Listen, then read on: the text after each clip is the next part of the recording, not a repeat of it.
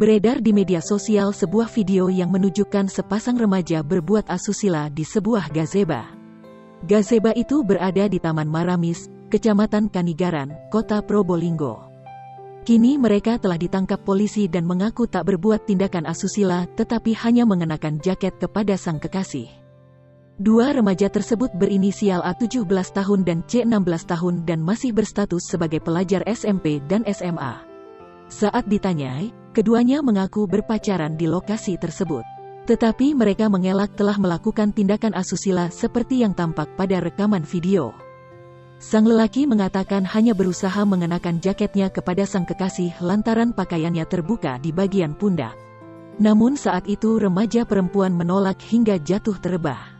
Hal tersebut disampaikan oleh Kapolresta Probolinggo, Akbar RM Jauhari pada Kamis, tanggal 29 Juli tahun 2021.